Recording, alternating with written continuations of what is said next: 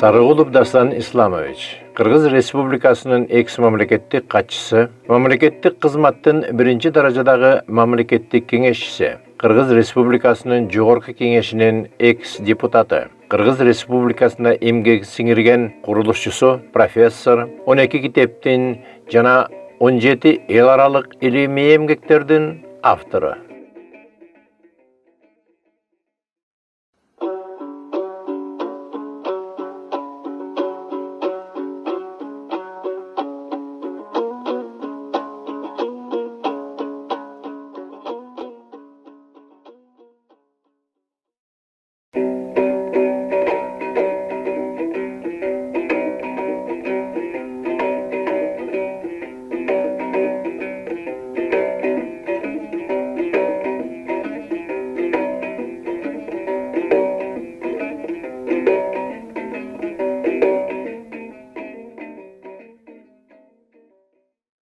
Dastan ağa, 2016-жылы Солто уруусу жөнүндө бир макала жазгансыз. Бизде канча уруу бар? 40 уруу деп коебуз го.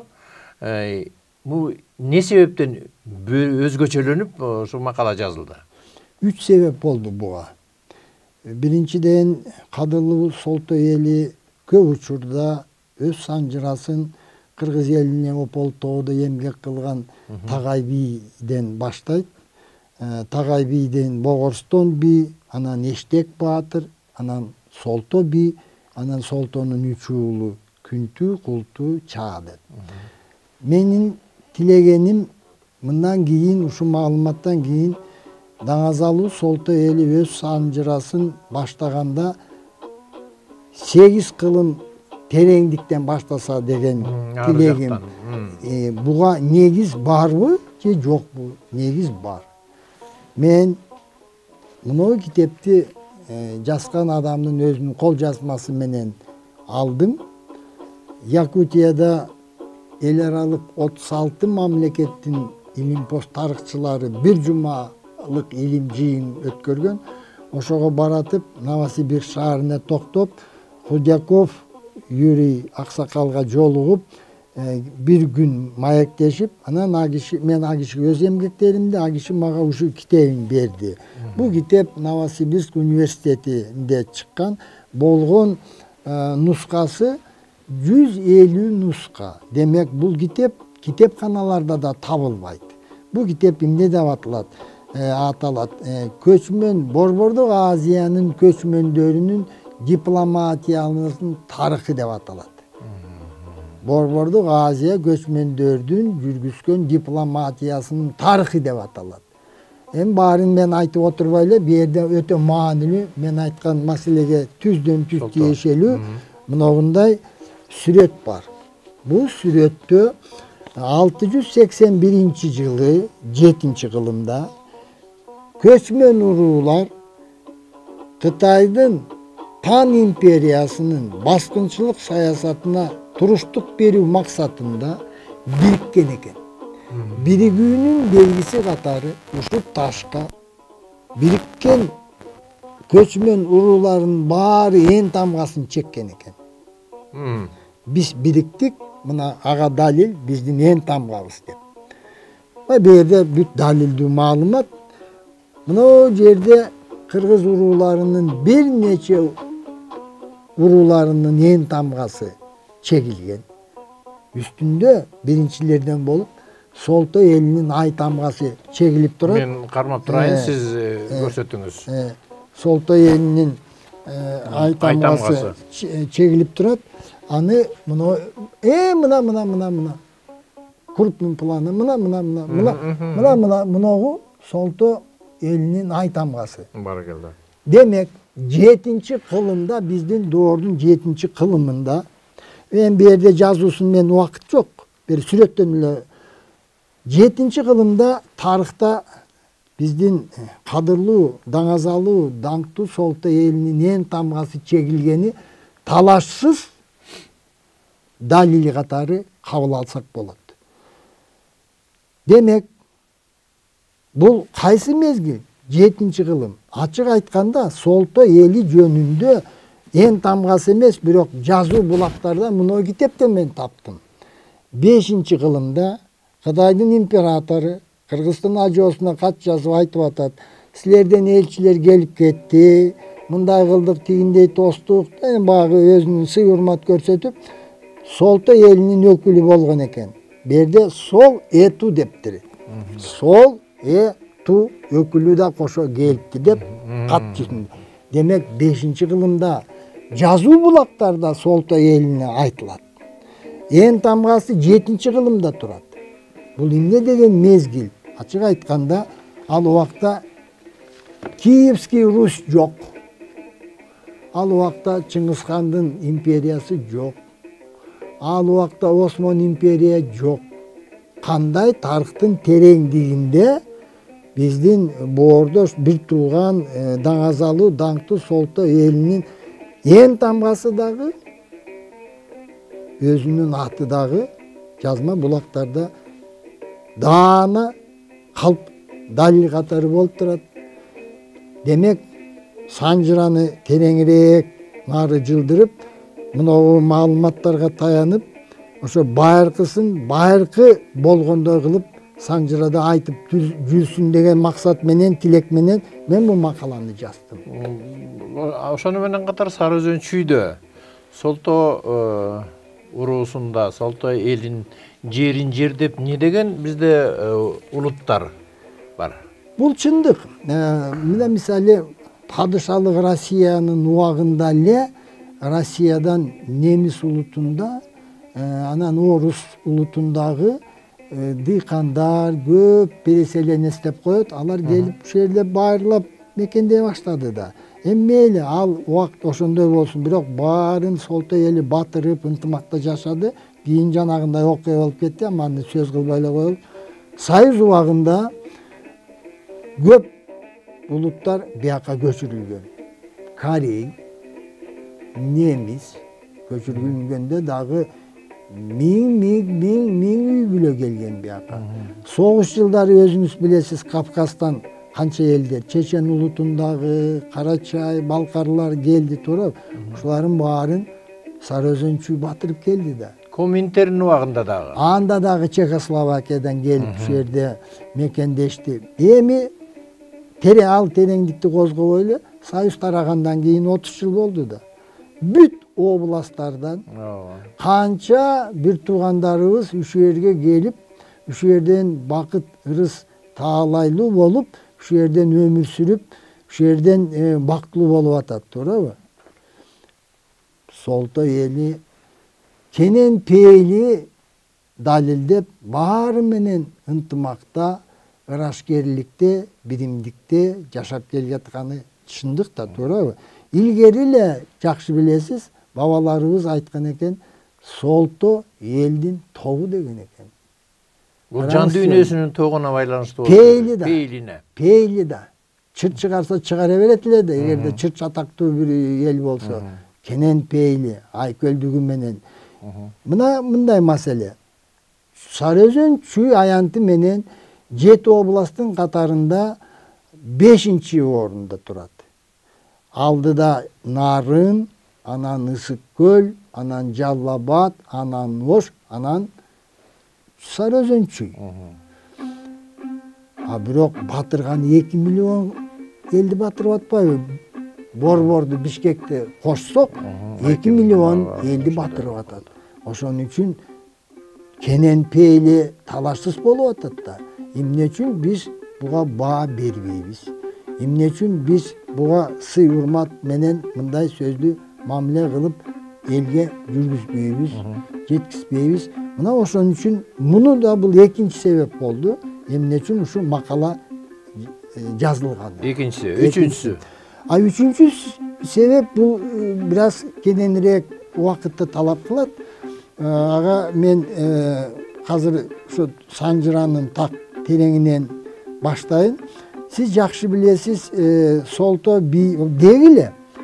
Би анан Баатыр деген сөздү Санжырадан көп кездешебиз биз. Баса ушул аттарды ким берген? Мына ушул маселе. Себеби дегенде бул Макелек Өмүрбайдын жанагы Түптүү эл деген китебинде Кыргыздан барган Кытайдын падышасы Кыргыздын баланча эр келди, баланча баатыр келди, деген аттары менен жүрөт да. Ошол убакта эле муну ким берген? Мына би деген атты ким берген? Биз ушуга баа бербейбиз. Мына эгемендүү доордо президент өзүнүн жарлыгы менен сыйлык берет, наам даража берет, орден медаль берет, туурабы? Ал эми би анан баатыр деген атты ким берген биздин бабаларыбызга? Эл берген. Шайлоо аркылуу бийлерди шайлаган кыргыздар. Бийлердин баарын шайлаган. Бийлер элдин шайлоосунан өткөн.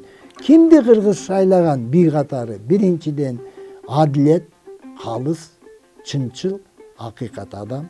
Экинчиден жүргөн турганы үлгүлүү, адептүү, ыймандуу адамды. Үчүнчүдөн нартты, салтты катуу сактап, терең түшүнгөн, тарыхты билген, санжыраны айткан, элге кызмат кылган адамдарды би кылып шайлаган. Демек, би деген наам бул бирөөдүн жарлыгы менен берилген эмес. Элдин сый урматынын белгиси. Бул шайлоо аркылуу гана келген. Муну бирөө өзүнүн буйругу менен, жарлыгы менен берген эмес. Бул би деген наам бул элдин сый урматы, батасы, алкышын алган, элге кызмат кылган, сый урматка бөлөнгөн, даңктуу, даңазалуу адам дегенди туюндурган. Эми баатыр дегенге келсек, бу дагы турмуштан өзү элдин оозунан баатыр деген сөз гана берилген. Кандай?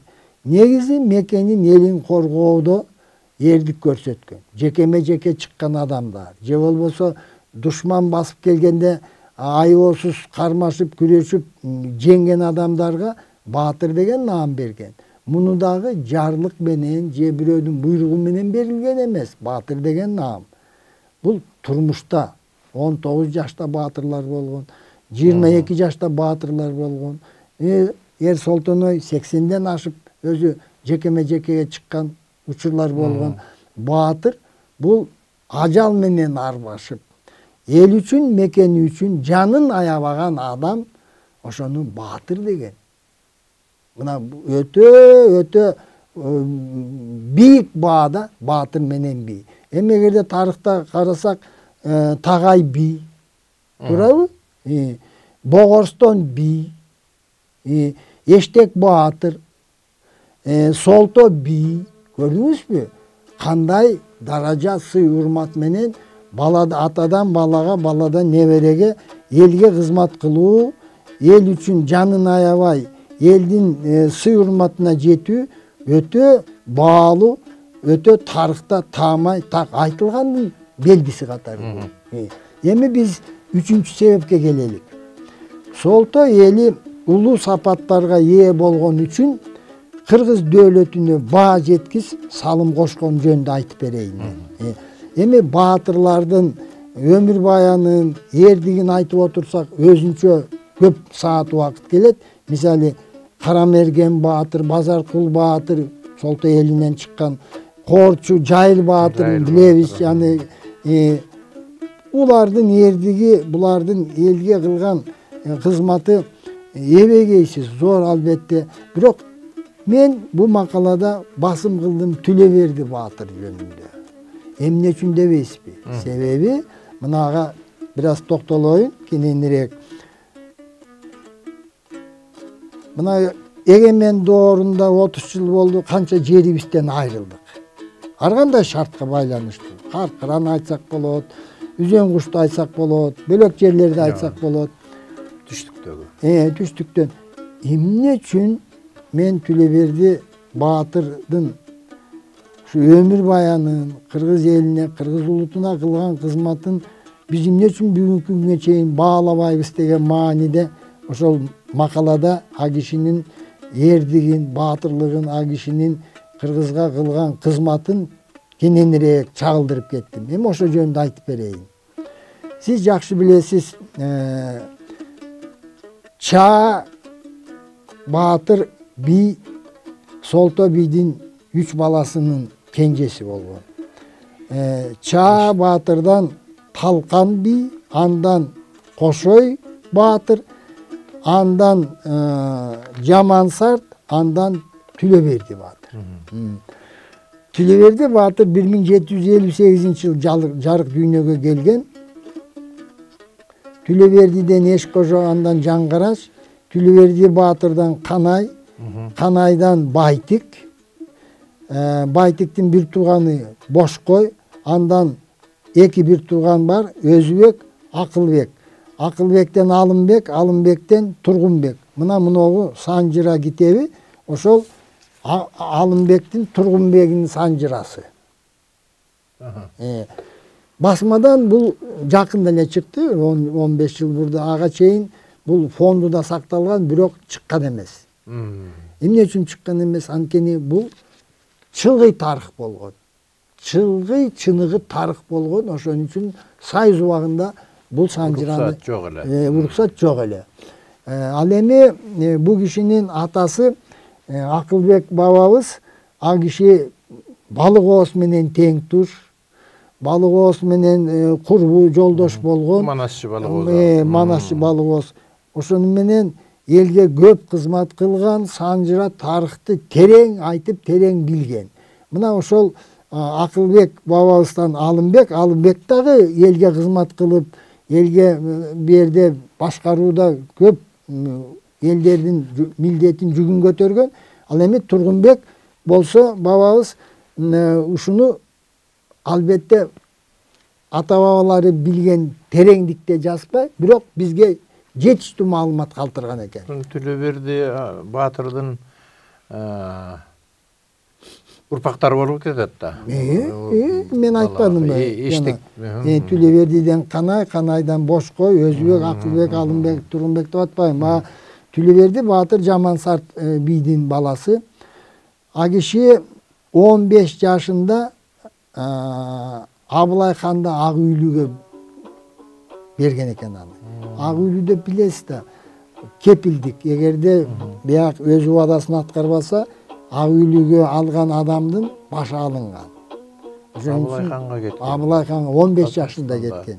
15 жашында кеткен. Бул киши 1773-жылы 15 жашында Ак үйлүгө кетип, 4 жыл ошол жакта жүргөн. 19 жашында келген, бирок окуянын калганын айтпай эле, токотерин айтайын. 1779-жылы Абылай кыргыздарга чабуул кылат. Ошондо Жайыл баатыр, Садыр баатырлар курман болот. Каза болот. Анан мамиле курчуп турат. Ошол оор абалда кыргыз аксакалдары, төбөлдөрү, кой, бизе минтип отурсак, бир тууган элбиз кырылыша беребизби?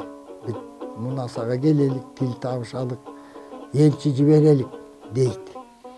Кимди жиберебиз дегенде, элчилер баланча болсун, чечен, сөзмөр, тарыхты билген, кадыр бартуу адамдарды элчи кылып жиберет да. Бирок башына ким турсун дегенде, Түлөберди баатыр турсун дейт. 21 жашта экен ошо. 19 жашта жиберет. Башчы кылып. Түлөберди баатырдын энеси макул болбойт. Өтө опурталдуу да. Канча ортодо кан төгүлүп кетти. Кандай кабыл алат? Ачуусу келип дагы башын алып коебу дейт да. Бирок ошондо баатырлардын чоң баатыр деген Эсенкул баатыр, алар ал киши айтат энесине, Түлөберди баатырдын энесине, бул бала эл үчүн жаралган. Сен үчүн эле эмес. Аксакалдар эле чечип койгон ошондо. Эл үчүн жаралган. Бул ак батаңызды берип, эл үчүн кызмат кылып, чабышкан эки элдин ынтымакка келтире турган сиздин уулуңуз деп энесин көндүрөт. Ошондо Түлөберди баатыр барып, тиякта Абылай хан менен тил табышып, ынтымакка келип, чек араны тактайт. Себеби мындай болуп калды. Қалмақ жапырығынан кейін көп қырғыз уруулары жер оодурбадыбы. Өзүнүн жерлери ээн калды. Кийин қалмақтардан жерибизди бошоткондо жер ээн калды. Bir туруп кээ жерлерде казак туугандар ээн жаткан жайлоого кирип кетет. Bir туруп кыргыздар казактын жайлоосуна барат. Ошентип нааразычылык жарала баштады. Күчөп ырбап отуруп чабышка, кол салууга, кан төгүүгө барып калбадыбы. Ошондо Түлөберди баатыр Абылай ханга барып чек араны макулдашып кол коюшат.